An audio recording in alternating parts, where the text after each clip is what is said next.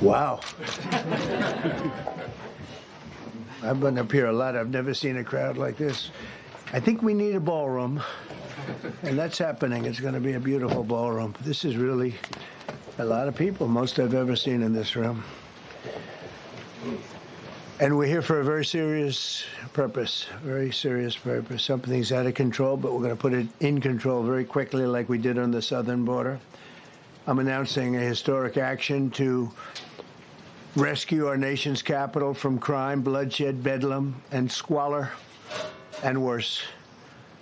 This is Liberation Day in D.C., and we're going to take our capital back. We're taking it back under the authorities vested in me as the President of the United States. I'm officially invoking Section 740 of the District of Columbia Home Rule Act. You know what that is? And placing the D.C. Metropolitan Police Department under direct federal control, and you'll be meeting the people that will be directly involved with that. Very good people, but they're tough, and they know what's happening, and they've done it before. In addition, I'm deploying the National Guard to help reestablish law, order, and public safety in Washington, D.C., and they're going to be allowed to do their job properly. And you people are victims of it, too. You know, you're reporters, and I understand a lot of you tend to be on the liberal side, but you don't want to get mugged and raped and shot and killed. And you all know people and friends of yours that happened. And so you can be anything you want, but you want to have safety in the streets. You want to be able to leave your apartment or your house where you live and feel safe and go into a store to buy a newspaper or buy something. And you don't have that now. The murder rate in Washington today is higher than that of Bogota, Colombia, Mexico City, some of the places that you hear about as being the worst places on earth. Much higher. This is much higher. The number of car thefts has doubled over the past 5 years, and the number of carjackings has more than tripled. Murders in 2023 reached the highest rate probably ever. They say 25 years, but they don't know what that means because it just goes back 25 years. Can't be worse. Our capital city has been overtaken by violent gangs and bloodthirsty criminals, roving mobs of wild youth, drugged-out maniacs and homeless people.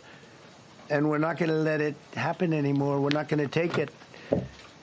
Just like we did on our southern border. Nobody comes through our southern border anymore. 3 months in a row, we had zero. I don't know if that's right, but the people that do the work, it's a very liberal group of people, actually, and they actually said zero for the last 3 months. Nobody thought a thing like that was possible. And, you know, when you take a look at numbers, I just saw some charts. These are different cities throughout the world. Red is, okay, the red is a place called Washington, D.C. Look at these. Baghdad we doubled up on Baghdad. Panama City, Brasilia, San Jose, Costa Rica, Bogota, Colombia, heavy drugs. Mexico City, I mentioned, Lima, Peru, all double and triple what they are. So do you want to live in places like that? I don't think so. I don't think so. And I think the people in this room, if you wrote correctly, you'd see, look at the kind of numbers we have. D.C., 41 per 100,000, number one that we can find anywhere in the world. Other cities are pretty bad, but they're not as bad as that. Is that where you want to live? The reporters of the world? Juvenile offenders and crimes against persons, as they say. It's getting worse. Not getting better, it's getting worse. And we had a recent indication. There was a story about a man who was just left. He quit because he was asked to do phony numbers on crime. And we're going to look into that. I think Pam is going to be looking into that. But he was asked by the city, I guess, that we don't want to show the real numbers. Let me do numbers so it looks like it's going down. Not going down. And under Biden, it was a disaster. And nobody did anything about it. We're going to do things about it like you wouldn't believe. Every American has a constitutional right to be able to access and petition their government in safety, and countless federal officials and employees likewise have the right to carry out their jobs in peace without being shot. As you know, I lost a very good person a while ago, was shot waiting for his wife. He was in the car. They robbed his car. They shot him. They killed him like it was nothing to it. She was walking to the car. It's a horror show. This issue directly impacts the functioning of the federal government and is a threat to America. Really, it's a threat to our country. We have other cities also that are bad, very bad. You look at Chicago, how bad it is. You look at Los Angeles, how bad it is. We have other cities that are very bad. New York has a problem. And then you have, of course, Baltimore and Oakland. We don't even mention that anymore. They're so far gone. We're not going to let it happen. We're not going to lose our cities over this. And this will go further. We're so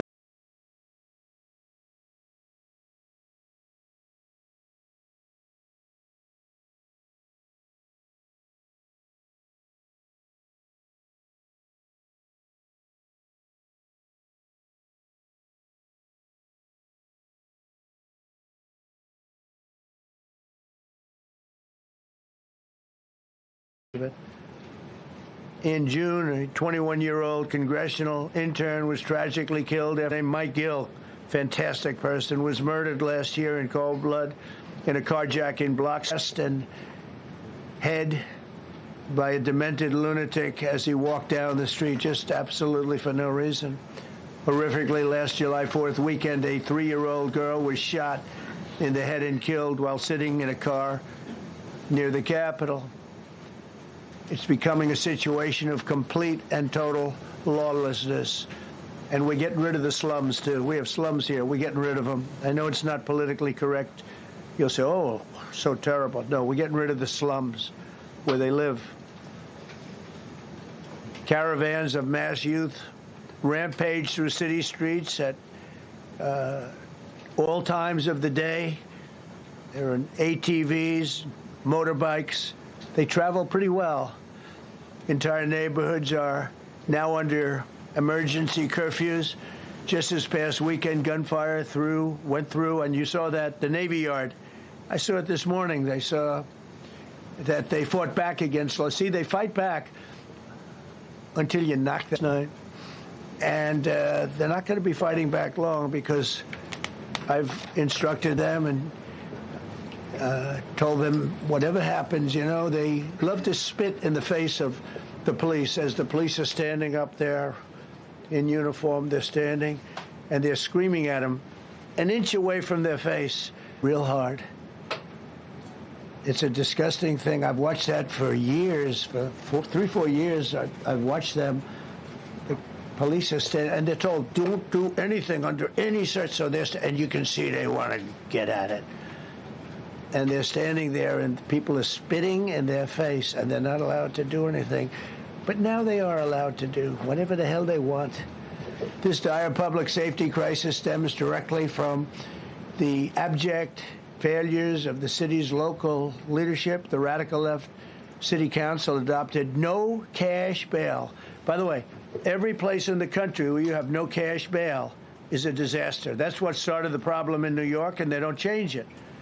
They don't want to change it. That's what started it in Chicago.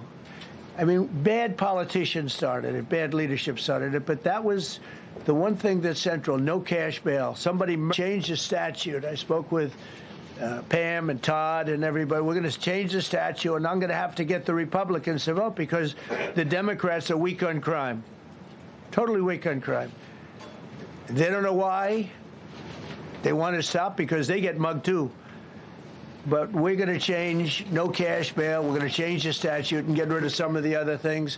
We don't have a big majority, but we've gotten everything, including the great, big, beautiful bill. Got that done, and that's one of the greatest things that's ever happened to people in this country. They're starting to figure it out, how good it is. Biggest tax cut in history. So many things. But we'll be able to get that done. So, Todd, if you and Pam can draw up things working with the people, I'll get it passed. We'll get it passed with the Republicans. Probably won't get, think of this, probably won't get one Democrat vote because they have no idea what they're doing. That's why they want men playing in women's sports. That's why they want transgender for everybody transgender. And they just got walloped in an election, in a landslide, and they haven't changed one thing. I saw the other day the certain gentleman who was a very well-known politician, Democrat, was fighting like hell that men should be allowed to play in women's sport. They just don't get it. Nobody's ever come up to me, sir, you have to let men play in women's sport. Small number relatively compared to what it was, but it's thousands of people. You know, we have thousands of police. I was told today, sir, they want more police. I heard a number, 3,500 police. That's a lot of police. 3,500. I thought they were going to say we only have 30 policemen or women. He said we have 3,500. We need more. You don't need more. That's so many. I never heard. That's like an army. How could you need more than 3,000? It just happened 2 minutes ago. Sir, they've requested more police. Oh, what do they have? About 3,500. I said, 3,500? This is not a big area. It's ridiculous. What you need is rules and regulations, and you need the right people to implement them. And we have the right people here, that I can tell you. Look at the border. Biden said there's nothing you can do. Kamala was the border czar. She never called one of the Border Patrol agents who are great. ICE is great. Never spoke to anybody. Never went there. But she was the border czar. And everybody said it was impossible to fix. I fixed it in 3 months. No, really. I fixed it the first week, but really fixed it over the last couple of months. And I mean, literally to a point where, as I said, 0 illegals entering our country in the last 90 days. Pretty amazing. It's time for dramatic action. We're going to do the same thing over here. It's going to be a very safe city very soon. We're not looking to take years, because a lot of people die in years. And we've got incredible people in this country, except we have to allow them to do their job. And that we will deliver like nobody's ever delivered before. I actually think it's easy. You know, if you're competent, it's easy. If you're incompetent, it's impossible. But I'm very competent. Last week, my administration surged 500 federal agents into the district, including from the FBI, ATF, DEA, Park Police, the U.S. Marshal Service, the Secret Service, and the Department of Homeland Security. You know, a lot of nations, they don't have anything like that. They got some police, and they're rough police. They don't have DEA, ATF, FBI, Park Police, the U.S. Marshal Service, Secret Service, Department of Homeland Security. They got some police, but they're rough police, and they do their job. They don't have crime. We're not going to have crime either. They made dozens of arrests, and that's what starts to happen. Again, cashless bail. Watch what we do with that. Today, we're formally declaring a public safety emergency. This is an emergency. This is a tragic emergency. And it's embarrassing for me to be up here. You know, I'm going to see Putin. I'm going to Russia on Friday. I don't like being up here talking about how unsafe and how dirty and disgusting this once beautiful capital was, with graffiti all over the walls. It's another part of it, by the way, because we're talking about safety, but we're also talking about beautification. We have the most beautiful, potentially, capital in the world. We always had. But people come from Iowa, they come from Indiana, they come and then they get mugged. Not going to happen. Keep coming, because by the time you get your trip set, it's going to be safe again, and it's going to be clean very quickly. We're going to replace the medians that are falling down all over the roads. We're going to replace the potholes. We're going to put a nice new coat of asphalt over the top.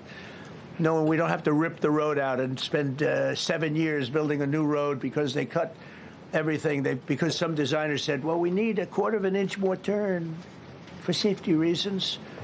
No, we're going to do it right. We're going to get it done quickly.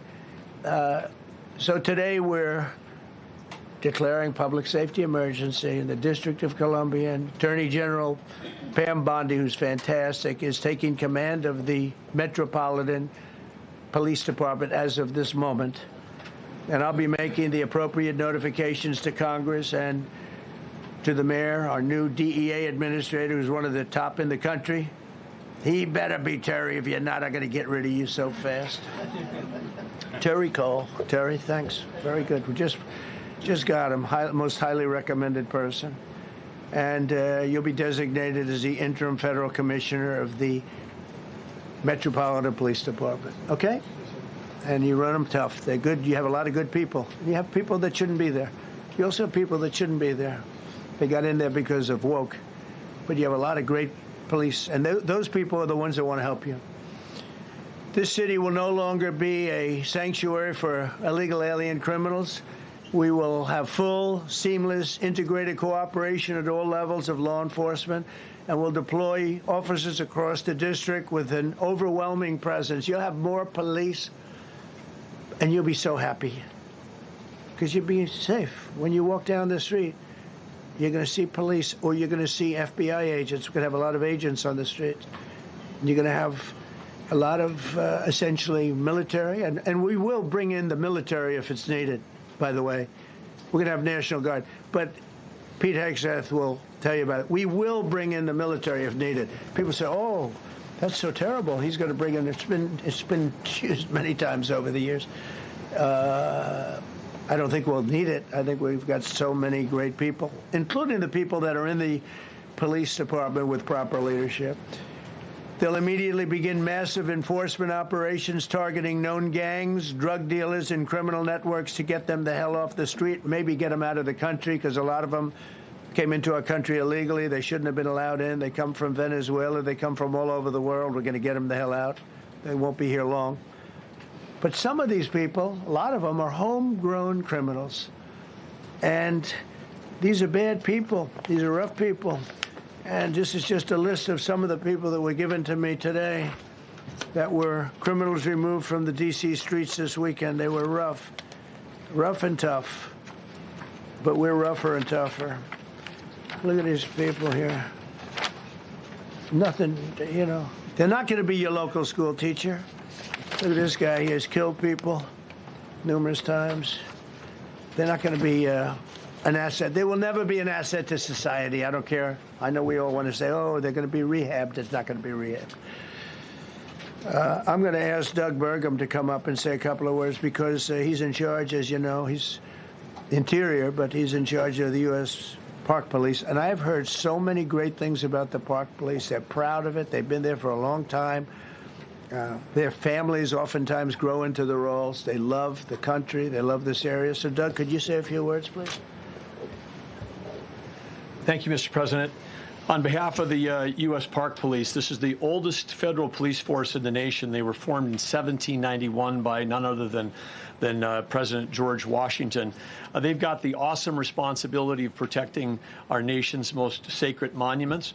The National Mall, Washington Monument, Jefferson Memorial, Lincoln Memorial, Statue of Liberty, and out west, the Presidio and the Golden Gate area. These folks have tens of millions of visitors a year, the kind of people that President Trump's talking about that come from around the country and around the world to see our sacred and learn about our history and our sacred monuments. They've been doing a fantastic job, but they are so pleased, the rank and file, that President Trump is now allowing them to enforce the law. As those of you that live in the city may know, that the circles and the triangle parks that are spread throughout D.C. are actually federal park property. So the U.S. Park Police also have responsibility for that. These became littered with homeless camps under the Biden administration. All of you saw that. Since President Trump's executive order on March 27th, making D.C. safe and beautiful again, the U.S. Park Police have removed over 70 homeless camps. And President Trump also talked about beautification. They're stopping and enforcing the laws against graffiti on our monuments. They've removed over 80 specific attacks against our history with graffiti on our monuments. So they continue to do a great job, whether it's in their vehicles, on foot, or on the mounted police that you see around the National Mall. And President Trump, they thank you. The rank and file is so happy to be enforcing the law again. Thank you for your leadership, and they're excited about the announcement you're making today. Thank you. Very good. Great job you're doing. Thank you very much. Pete, could you say something about the military doing? Well, Mr. President, it's an honor to be here. And at your direction this morning, we've mobilized the D.C. National Guard. It'll be operationalized by the Secretary of the Army, Dan Driscoll, through the D.C. Guard. You will see them flowing into the streets of Washington in the coming week. At your direction as well, sir, there are other units we are prepared to bring in. Other National Guard units, other specialized units. They will be strong, they will be tough, and they will stand with their law enforcement partners. This is nothing new for DOD.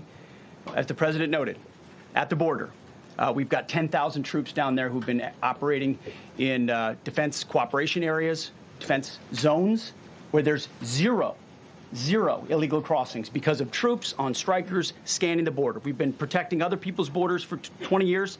It's about time we protect our own, and we're working with ICE and CBP. In Los Angeles, we did the same thing, working with the California National Guard, working with ICE officers. ICE officers deserve to do their job and not be attacked. We will work alongside all D.C. police and federal law enforcement to ensure this city is safe, this city is beautiful. And as I always say about President Trump to the troops, he has their back. And my message to the National Guard and federal law enforcement in Washington is, we have your back as well. Be tough, be strong. We're right behind you. Thank you, Mr. President. I'm going to ask Pam, because she's now, as you heard me say, she's really in charge of a lot of what we're talking about. She's done an incredible job. People are going to start to see the fruits of her labor. And Pam, maybe you could say a few words about what we're talking about here. Sure, President. Let me be crystal clear. Crime in D.C. is ending, and ending today. We are going to use every power we have to fight criminals here. President, thank you for caring about our capital. Families come here every summer. Our museums are free. We have the National Zoo. We have the National Gallery. D.C. should be a place where everyone can come and feel safe. Behind me and to my side, we have some of the best career law enforcement and prosecutors in the country who are ready to take this on. As the President said, Terry Cole is going to be supervising the Metro Police Department. Gaddy Serralta, our U.S. Marshal, is going to be supervising command and control, the entire operation. Our Deputy Attorney General, Todd Blanche, and I will be working with them closely, along with our great FBI Director, Kash Patel. Kash is going to talk to you in a minute about what we did in Virginia recently with Governor Youngkin. Many of you covered that, and it was tremendously successful. Not only that, our secret weapon here in D.C. is U.S. Attorney Jeanine Pirro, one of the toughest prosecutors and a former judge, and she is going to be talking about juvenile crime, how it's out of control here, and what she's going to do to fight back. No more crime rampant in our beautiful capital. No more teenage girls beating a disabled man to death. No more of that. No more drive-bys. We're going to do everything we can. And working with the ATF Director Driscoll and Commander of the Army, we're going to all work together. That's what we all do in this room. We work together. We fight. Do not underestimate one person in this room. We're going to make D.C. beautiful. We're going to make D.C. safe again. One other thing, just at the wharf a few days ago, the area of the wharf, Terry Cole reached out to me, not even nightfall, on the weekend, where so many families and tourists go. A guy's overdosing from fentanyl on a park bench in the middle of families around. They administered Narcan and saved his life. No more of that. The President of the United States is going to clean up D.C., and we're going to be there to help him, and we're going to be successful. Thank you. Thank you, Pam. Cash, talk about Northern Virginia. Northern Virginia, we had a big success Thank you, Mr. President. Thank you, Attorney General Bondi, for your leadership, Deputy Attorney General, and the rest of our interagency partners. Mr. President, the following is what happens when you let good cops be cops, and I just want to highlight that before I get into Northern Virginia. This year alone, under President Trump's administration, we've had over 4,000 child victims identified and found. That's a 33% increase from the same time period last year. 33% increase. We've had a seizure of 1,500 kilograms of fentanyl up to this date. That is a 25% increase since the same time period last year.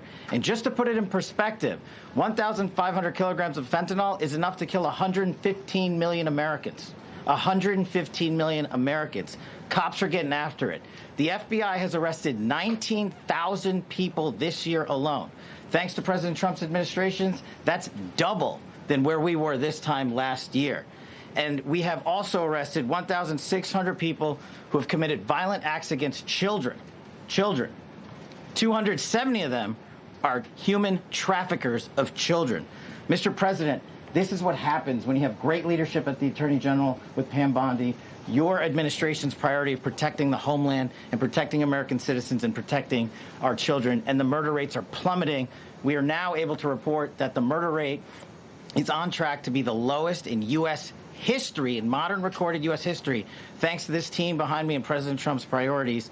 And how do we do it? And what are we going to bring to D.C.? What we did in Northern Virginia, thanks to Terry Cole and Governor Youngkin and the team, we stood up a task force out in my Northern Virginia field office, and we said, let's let good cops be cops. Let's get them the intelligence and what they need, and let's get the red tape out of their way, and let's get DOJ partnered up with us to bring great prosecutions. And that's exactly what we did. In 1 month, we arrested 545 violent felons. 545 in the state of Virginia, thanks to Governor Youngkin's partnership. And that simplicity in law enforcement is what's coming to Washington, D.C. When you let good cops be cops, when you give them the intel they need, when you work with our Homeland Security Task Force, when you work with Terry and Gaddy and I go way back to Miami. These guys are great leaders of the respective departments and law enforcement capacities. And when you have the DOJ and President Trump driving behind this mission, we are going to clean up Washington, D.C., and we're going to do it the right way, the lawful way, and we're going to make sure Washington, D.C. is safe again. Thank you, Mr. President. Thank you, Attorney General. Thank you very much. Thank you, Cash. So the process begins right now. It actually started over the weekend, and we confronted a lot of very bad people. But it's going to be something that will be pretty amazing to you as you watch it. And I think most of you say it's a beautiful thing to do it right.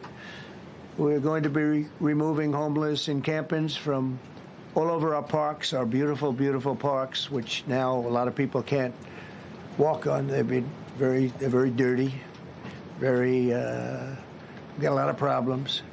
But we've already started that. We're moving the encampments away, trying to take care of people. Some of those people, we don't know how they even got there. Some of those people are from different countries, different parts of the world. Nobody knows who they are. They have no idea, but they're there. We're getting rid of the people from underpasses and public spaces from all over the city. There are many places that they can go, and we're going to help them as much as you can help. But they'll not be allowed to turn our capital into a wasteland for the world to see. The Metropolitan Police Department and the federal authorities will be supported in the effort, a really big effort, the 800 D.C. National Guardsmen that we'll put on, and much more if necessary, much more.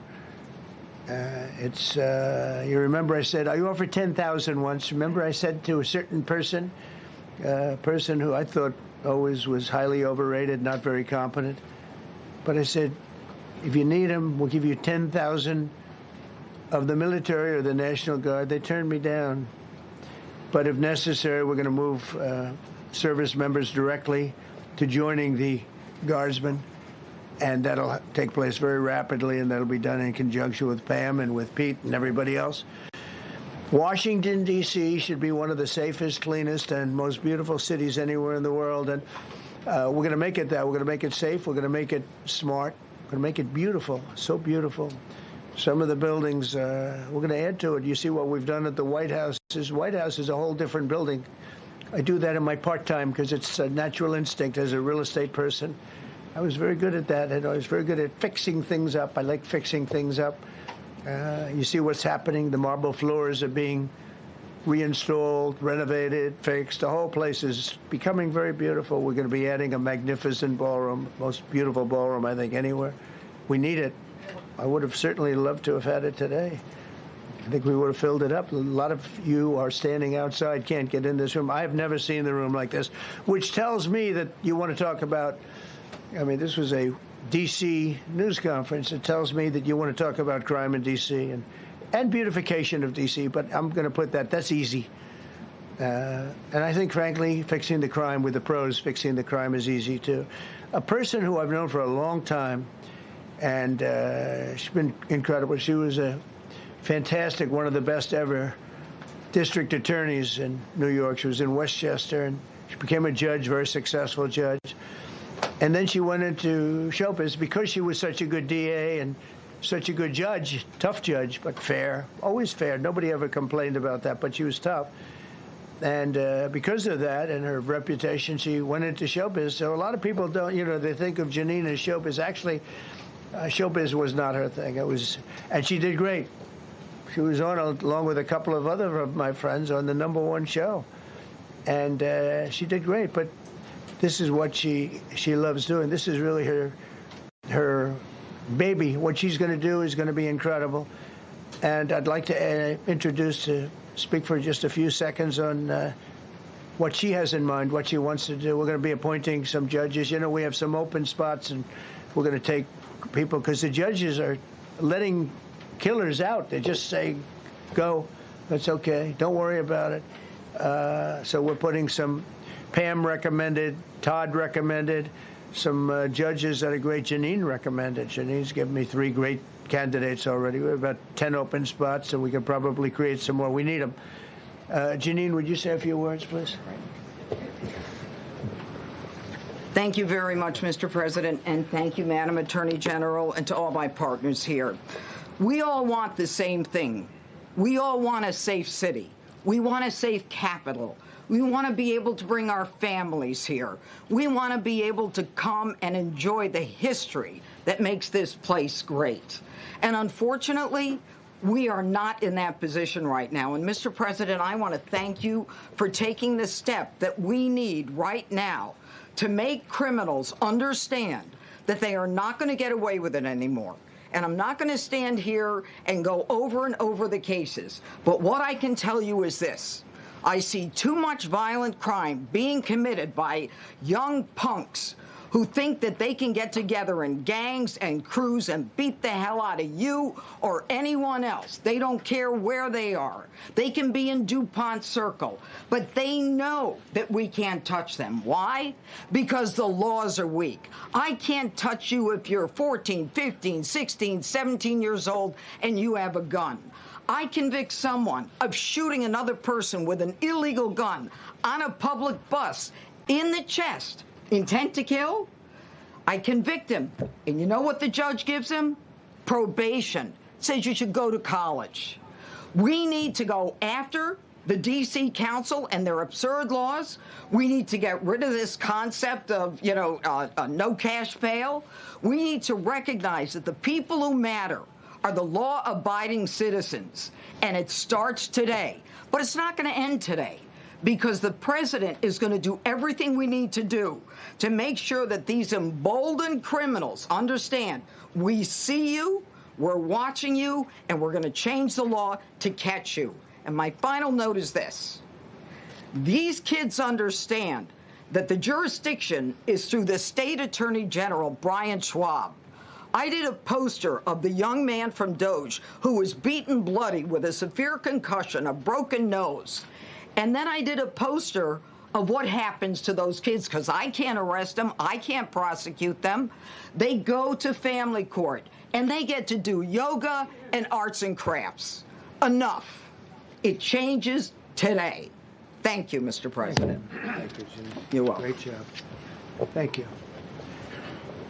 If I could, I just signed some executive orders. I'd like to have Will please come up, and we'll let the people know what we signed. Do you want to put them down? Yes, sir. Go ahead.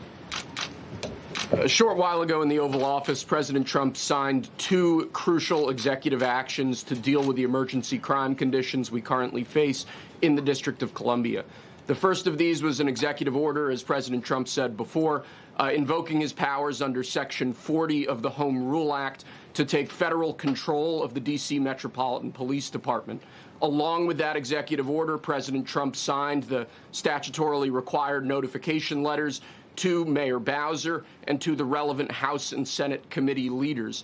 The second major executive action that President Trump signed was a presidential memorandum directing the Secretary of Defense to utilize the National Guard to address the conditions we see on our streets here in D.C. It also authorized the Secretary of Defense to work with state governors to utilize their National Guard units if necessary as well. These are bold, decisive steps intended to combat the out-of-control crime conditions we've seen on D.C.'s streets for far too long. And I, for one, am deeply proud to be part of an administration that's finally coming to terms with these issues, sir. Thank you very much. Sir. Thank you.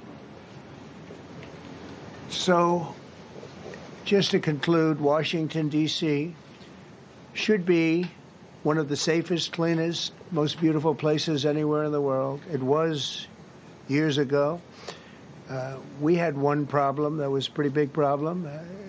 The radical left got out of control and they started trying to rip down statues. And I said, let's go pass a law real fast. We're going to do it real fast. But we were blocked by the Democrats who do not want safety.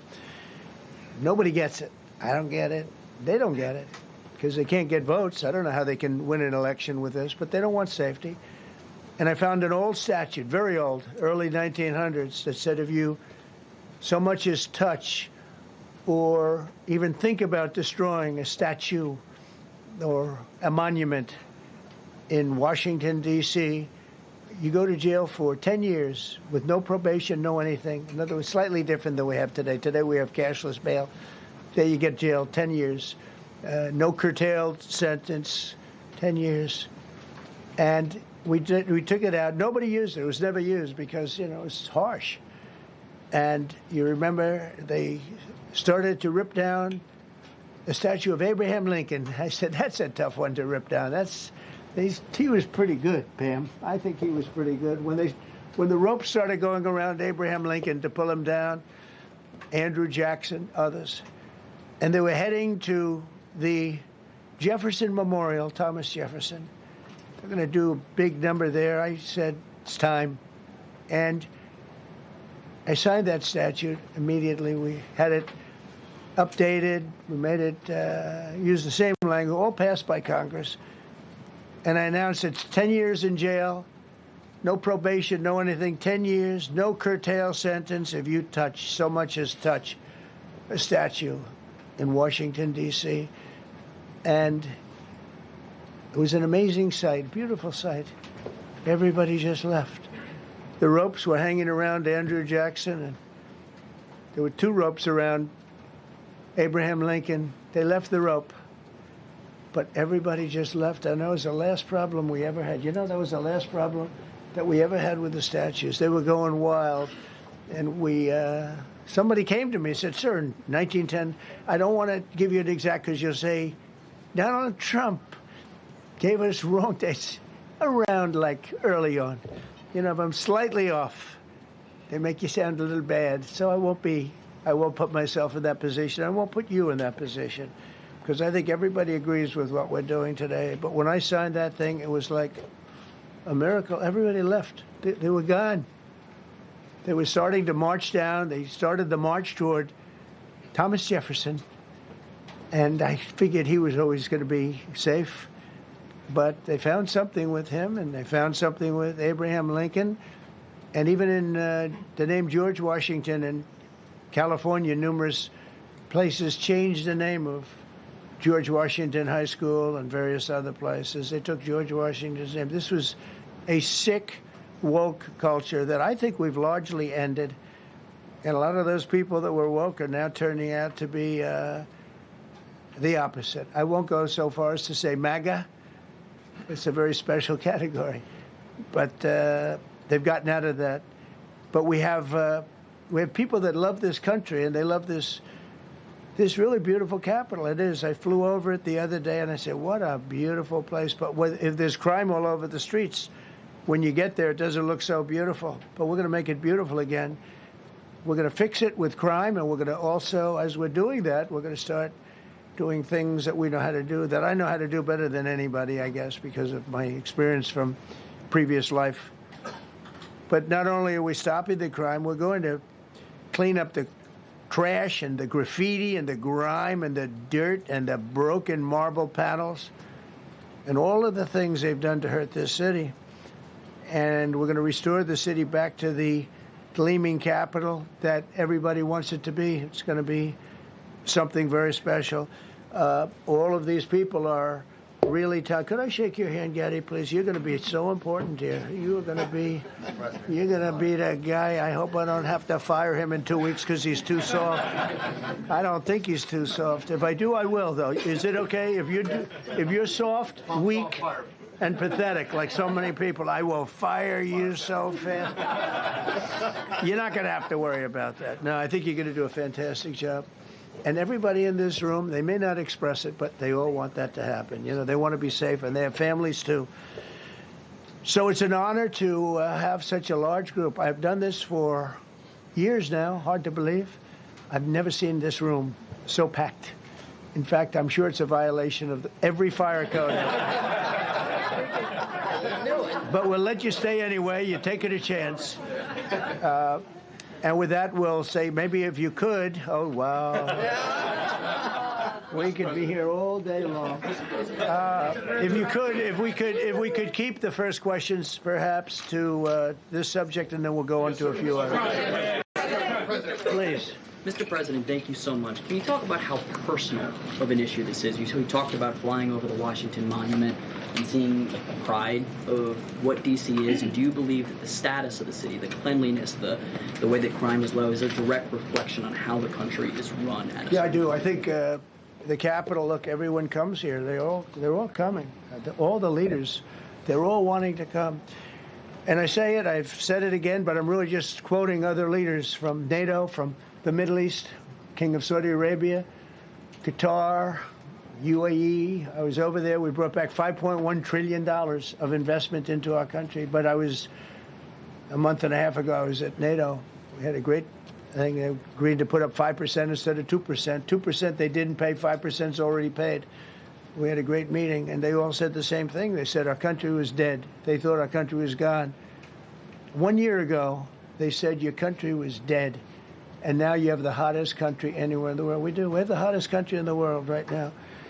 The tariffs have helped. It's given us not only the money, it's billions, trillions of dollars of money, but it gives us great power over enemies. We solved 5 wars with Pakistan and India. We just solved one. Azerbaijan and, as you know, and Armenia. A war was raging for 37 years.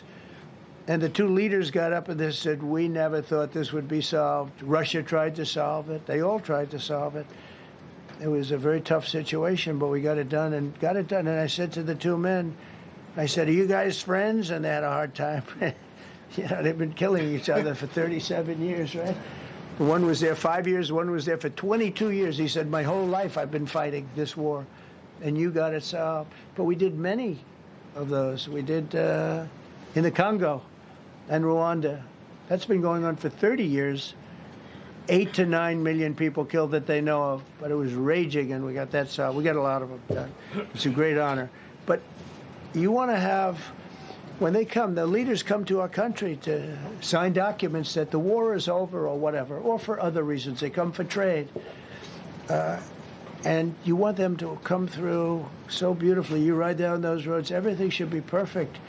You shouldn't have medians falling down into the roadway. Median, the metal things that are always. Somebody had a great lobbyist, because I've never seen them look good. I've been looking at those things with the little, right? They're always broken and bad, but here they're really bad. And we're going to either put new or fix it. And it's not expensive. It's not really expensive. We're going to fix our roads a little bit. We're going to clean up our sidewalks. You have countries where every Saturday the people go out and they wash their sidewalks in front of their stores or their houses. They scrub their sidewalks.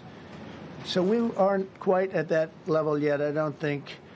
Gaddy, we're not quite there yet, but maybe we will. They go out and they scrub. I think it's so beautiful to hear that and to see those stories. But we're going to make it clean. But just to finish with your question, it's a very, very strong reflection of our country. And when they see a bad city, you know, my father always used to tell me, I had a wonderful father, very smart, and he used to say, son, when you walk into a restaurant and you see a dirty front door, don't go in. Because if the front door is dirty, the kitchen's dirty also. Same thing with the Capitol.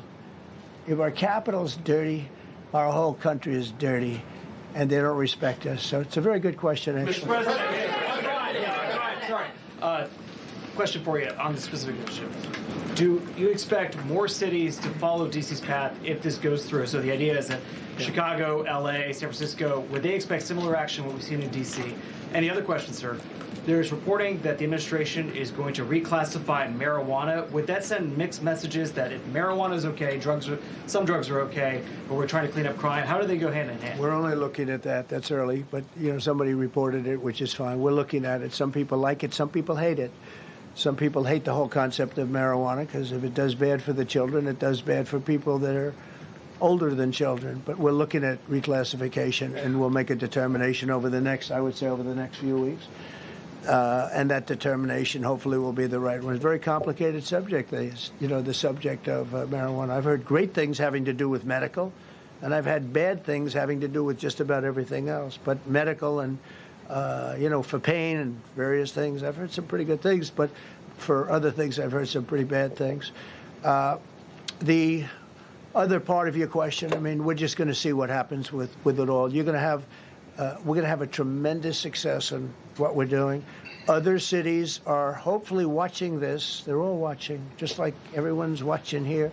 They're all watching, and maybe they'll clean up, and maybe they'll do this and get rid of the cashless bail thing and all of the things that caused the problem. I mean, if you go back, this whole thing with cashless bail is a disaster. So many problems came that we never had before. So they're watching us today, and if they don't learn their lesson, if they haven't studied us properly, because we're going to be very successful. I have zero doubt about that. It's going to be. It's a question of will it be really fast, like the border. You know, everyone said, they used to say, Biden used to say, I need legislation. I didn't get any legislation. I called up our people, and we did a great job. Tom Homan was great. As you know, our secretary did a great job. They did a great job. There's no games. They didn't play games. And we're going to have the same thing here. But then I'm going to look at New York in a little while. Let's do this. Let's do this together. Let's see. It's going to go pretty quickly. And if we need to, we're going to do the same thing in Chicago, which is a disaster. We have a mayor there who's totally incompetent. He's an incompetent man. And we have an incompetent governor there. Pritzker's an incompetent. His family threw him out of the business, and he ran for governor. And now I understand he wants to be president. But I noticed he lost a little weight, so maybe he has a chance. You know, you never know what happens. But Pritzker's a gross incompetent guy, thrown out of the family business. But when I look at Chicago and I look at L.A., if we didn't go to L.A. 3 months ago, L.A. would be burning like the part that didn't burn. If he would have allowed the water to come down, which I told him about in my first term, I said, you're going to have problems. Let it come down. We actually sent in our military to have the water come down into L.A. They still didn't want it to come down after the fires. But that was it. We have it coming down. But hopefully L.A. is watching. That mayor also. The city's burning. They lost like 25,000 homes. I went there the day after the fire. You were there, and I saw people standing in front of a burned down home. It was, their homes were incinerated. They weren't like, even the steel was literally, it was all warped and literally disintegrated because of the winds and the flame and the whole thing, like a blowtorch. They were standing on this beautiful day, maybe a couple of days after, We gave it a little time because what they had suffered. Almost 25,000 homes. And you see what's happening now. They didn't give their permits. I went to a town hall meeting. I said, we're going to get you the federal permits, which are much harder. Almost immediately, Lee Zeldin is a star. He did an incredible job. They have all their federal permits. They don't have their city permits. And the mayor said to me, we think we could have them in 2 years.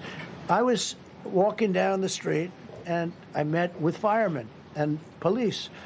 And I was saying hello to many people that were standing in front of their homes with yellow tape. You can't go in. You can't go onto the lot.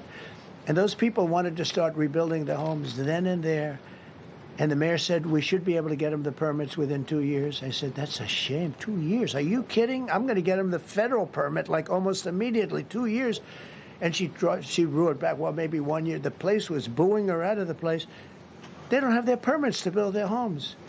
And now they're talking about putting, this is among the most beautiful areas in the country. Now they're talking about putting low-income housing there. Can you believe this? I love low-income housing. I made money with low-income housing. I built low-income housing. I know more about low-income housing and luxury housing. I know about everything real estate. They want to replace some of those homes with low-income housing. They haven't gotten their permits yet.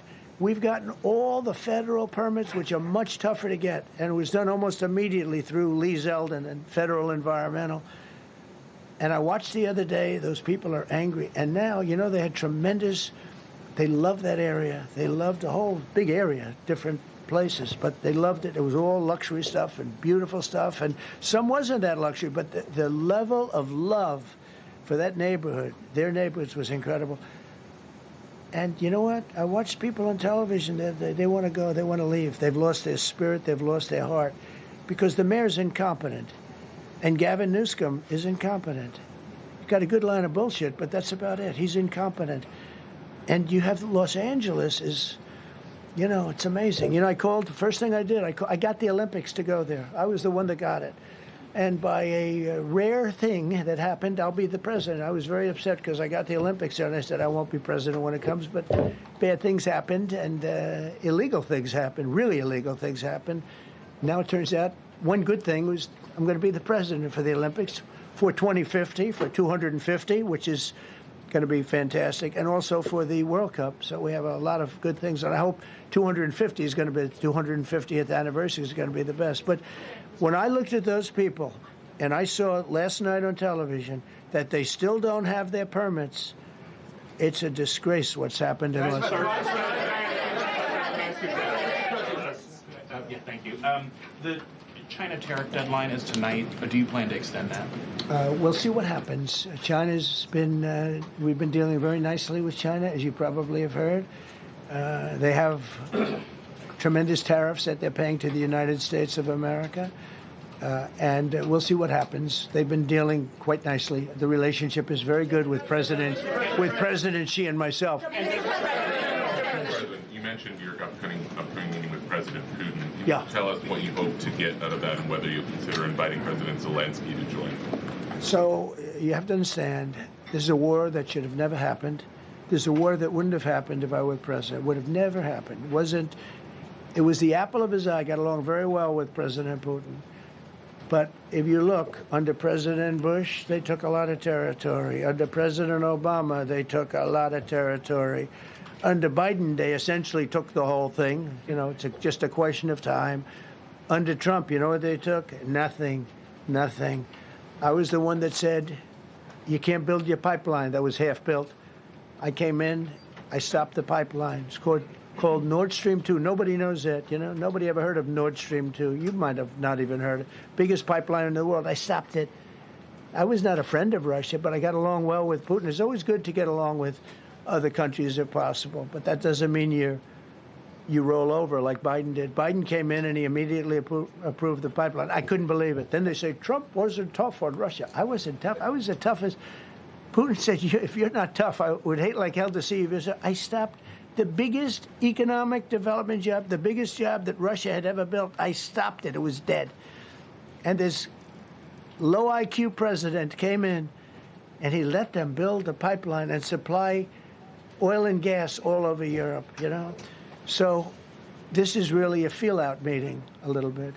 And President Putin invited me to get involved. He wants to get involved. I believe he wants to get it over with. Now, I've said that a few times, and I've been disappointed because I'd have like a great call with him, and then missiles would be lobbed into Kiev or some other place, and you'd have 60 people laying on a road dying. I said, that's cold. That's cold. But it's a violent war. 5,000 to 7,000 people a week are dying.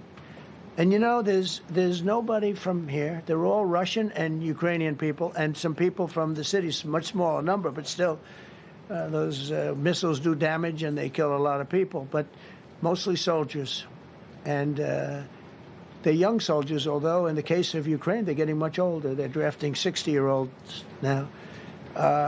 It's a terrible thing to witness, and I think I have an obligation. Look, this is Joe Biden's war. This is not my war. I made a deal with NATO a month ago. You covered it very accurately, actually. We don't pay anything anymore. You know, we're not paying anything. They are buying things from us, and NATO is paying us. I got it raised from 2% of GDP to 5%. And they're paying us for everything that we send. We're not paying. But Biden approved $350 billion. Europe has spent $100 billion.